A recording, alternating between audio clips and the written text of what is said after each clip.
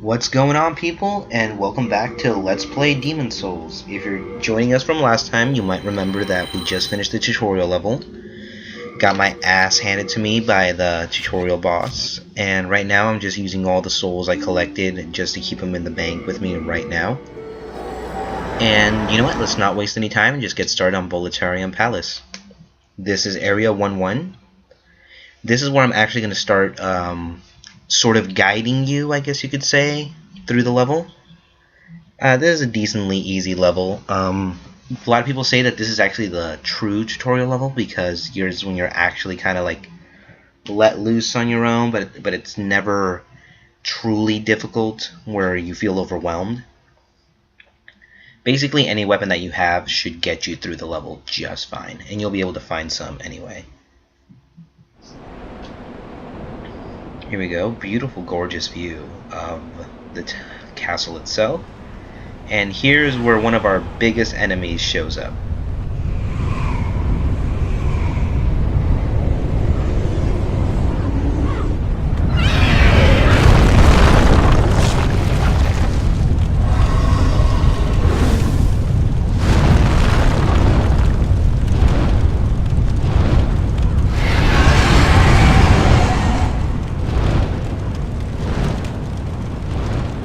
Hope you like that dragon, because we'll be seeing a lot of him in this playthrough. So as soon as you start the level, you're going to see a lot of wood planks around. You're going to see a lot of items on the ground. Definitely collect them. They're all very useful. Beware not to get overwhelmed, because there's a lot of, let's call them zombies. There's a lot of zombies that will pop out from behind the plank walls. Nothing you can't handle, just be sure to keep your guard up and just get ready for them, because they can overwhelm you very, very shortly. If you try to run through it, at least 3 of them will go for you at a time.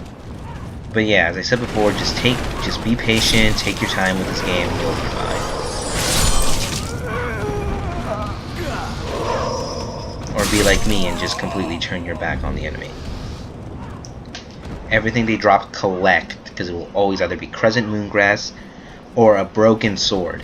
And you might think the broken sword isn't useful, but when you're trying to upgrade weapons, it's incredibly rare to come across.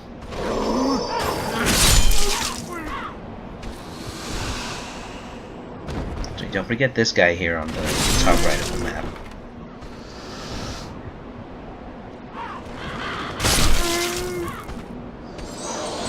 Take a left here, you go right, be very careful. I recommend having your shield up if you have it, because that guy has a crossbow and he will shoot you. There's these 2 guys, don't really want to deal with them, so just stand where I did and they'll just kill themselves. Be sure to collect all the items. Half Moongrass, I believe he drops Crescent Moongrass. Could have sworn he dropped the Soldier's Flower. Be careful with this guy. He's gotten me more than many times, especially with low health. He can kill you.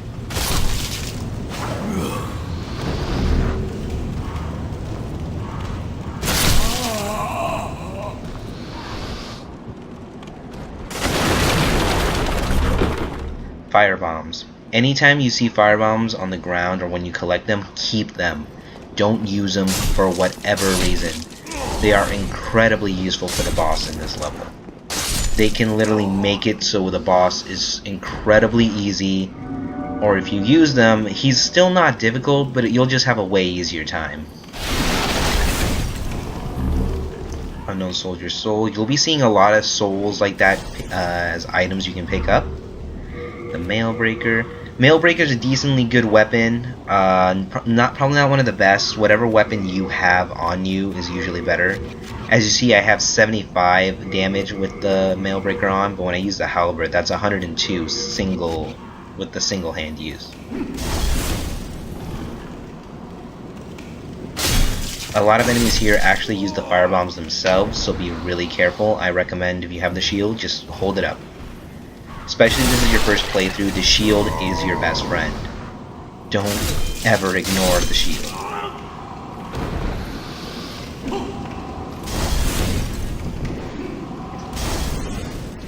Something that you're noticing is I'm actually attacking the enemies as they're jumping towards me. The timing is a bit tricky on that, but if you are able to land a hit when they're jumping towards you, you actually hurt them more than if they were just standing still. Here we have this little gorgeous view of the castle itself. Of course, I'm turning the camera the wrong way, so you can't see it, obviously. So be careful up here, because they actually throw a stone trap down at you. What you want to do is you go up for a bit, then immediately run down and go to the right. Be sure to drop down, because that's when one of the first really good weapons of the game shows up, and that's the Bastard Sword. Normally, if you want to use the Bastard Sword, you need to have 18 strength to be using it single-handedly. But if you are able to dual wield it, because when you dual wield weapons, you need less strength. I believe it's 14. I didn't realize that as I was going through the levels, so I decided to not equip it at this point. But if you can, use the Bastard Sword, even if you can only use a dual wield. It'll help you out so much. It's easily one of the better weapons if you're going for a melee playthrough in this game. And once you upgrade it, it gets even better. As you see, there's a door here. I'm not going through it because that's actually one of the more difficult areas of this level, since the boss... since there's actually a secret boss in there, not to mention one of the Red-Eye Knights. And the Red-Eye Knights are easily one of the most overwhelming enemies you can find at this point in the game. So instead, take a left. You'll see here with the Blue-Eyed Knights. Not as difficult. If you remember them from the tutorial level, a certain backstab is more than enough to take them down. As I'm going to attempt to do here and hopefully not die. As we're going to try to go for a no-death run, which, even though we've already done in the tutorial, let's just not count that. And one good backstab should finish him off. Let's collect his items, and he fell. So normally you think to go through the fog gate, but actually do not. Go straight and go down these stairs. It will open up a shortcut for you for when you die. You start in the beginning of the level, and nobody wants to go through everything again unless you really need to collect the souls. Don't forget how I did with the fire bombs up there. As I said before, they're very useful. These enemies you have to be really careful with because their swords are actually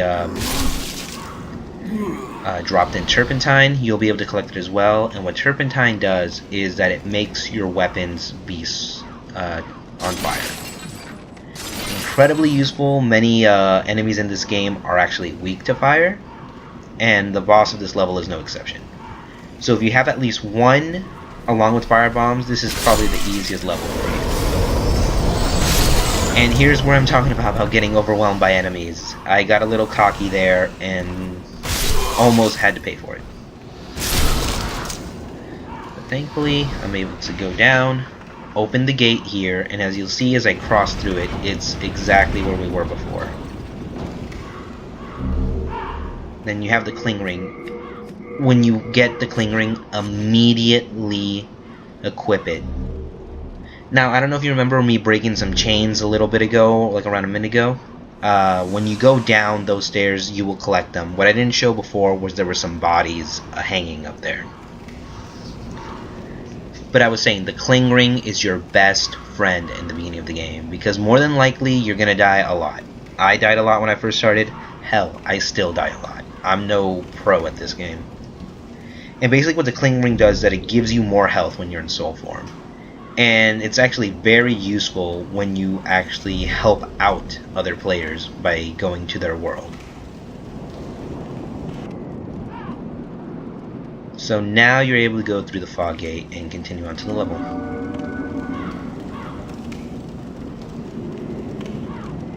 And here, actually, if you want to go to the left and actually jump over this little fence, you meet our first NPC of the game, Ostrava Boletarian.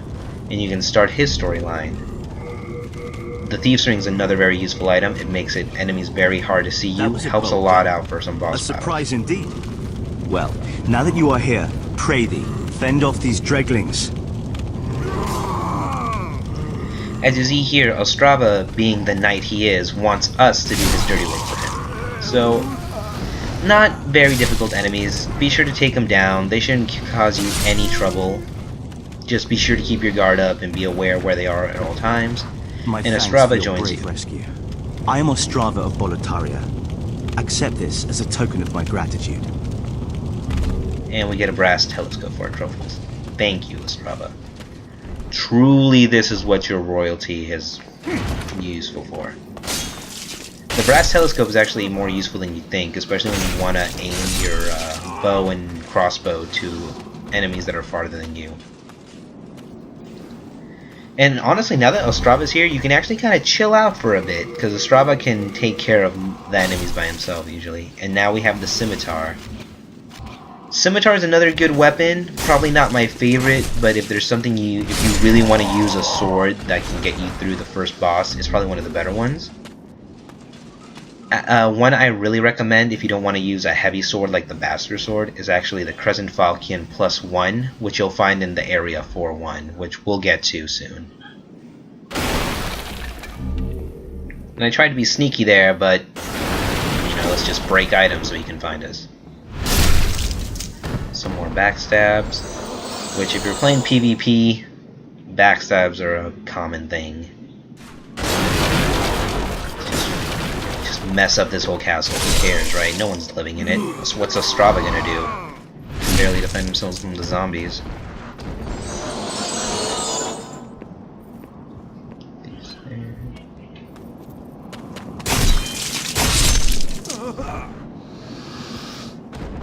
And now there's actually two ways. If you actually didn't go down to save Ostrava, you actually get here a lot quicker instead of having to go through the other knights, like the Blue-Eyed Knight and the regular soldiers.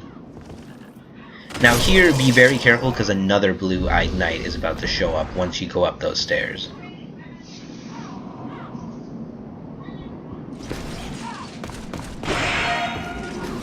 But yeah, as always, a failed backstab is what you want to do. Like that. That's how you win this game, guys, by failing your backstabs. Not having grass for our troubles. Let's take care of this guy. And he's gone. Heal ourselves a bit, because the last thing you ever want to do is be less than half health. That's my motto. If you can heal yourself, do it. And right here, be sure to hit this wood, but don't be in front of it, because then free souls for everyone.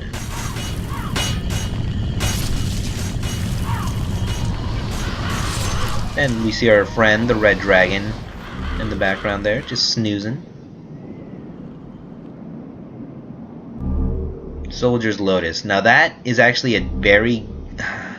It's a good item depending on what you're doing. I never use it myself. It's probably mostly because most of the items that cause you bleeding have you lose it quickly. And I feel like there's no real time to use it myself.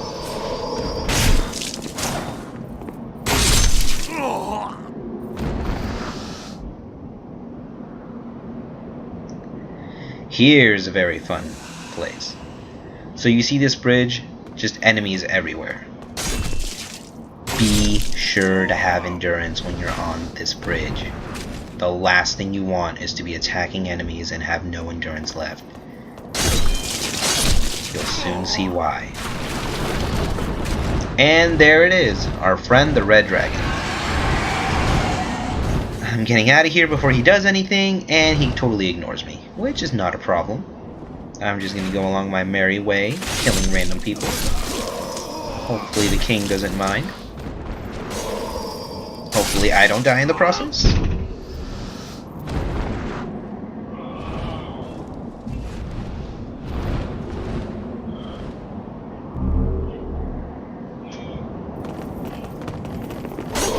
And oh my god, overwhelm this contained. This is what I mean. Get out, get out, get out. And here comes our friend the dragon to join us. And as you can see, look at what he does. A nice warm up. That is what I mean by having endurance. You don't want to be on the bridge with no endurance, because the dragon will kill you in one hit.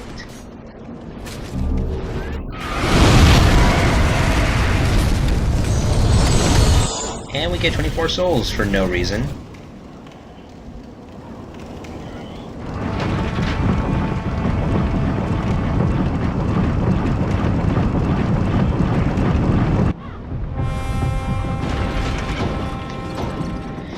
And now we open up the gates to the first true boss of Demon Souls.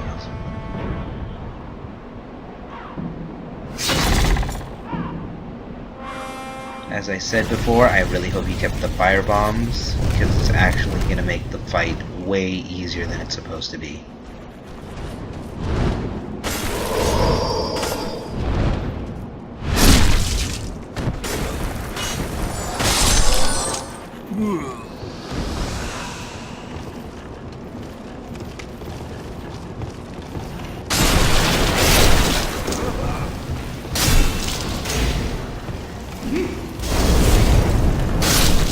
Spear enemies are easily probably one of the more annoying ones in the beginning of the game, just because they always have their shields up and, you know, they can hit you long distance. We have our little slaves with their fire swords again, and then we meet new enemies called the Phalanx. I'll call them mini Phalanx. They are annoying, they have a shield that covers up the whole front side of their body, but they are incredibly weak from the back. If you can just get behind them, literally 1 or 2 hits will kill them. There's no need to worry about them.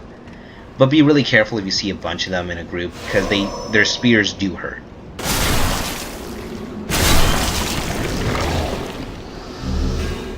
Shard of Sharpstone. I'll be sure to tell you guys how the different kinds of stones will be useful for when you're upgrading weapons.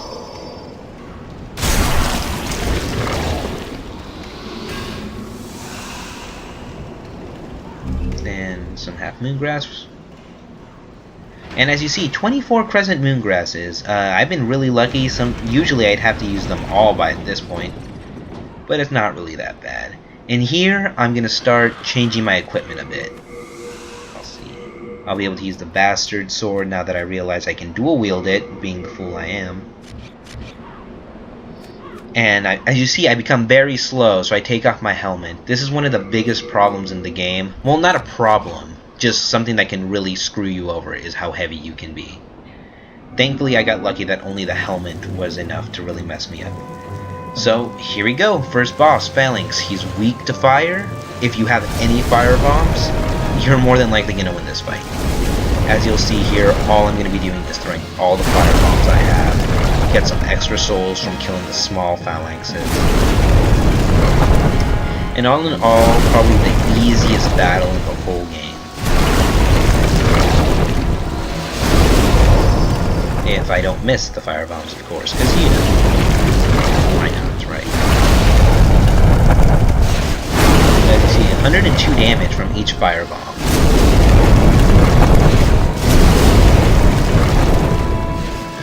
Heal myself and use some turpentine. Now remember what I said, the turpentine putting your weapon on fire.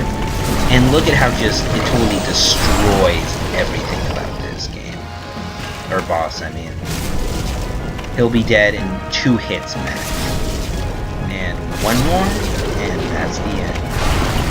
Alright guys, so that'll be it for the first level here. Hope you enjoyed. Phalanx, as I said before, easily one of the easiest bosses in the whole game. And for our troubles, we'll get the lead demon soul, which I will definitely show you what that does soon. Alright guys, take care and see you for part 3 soon.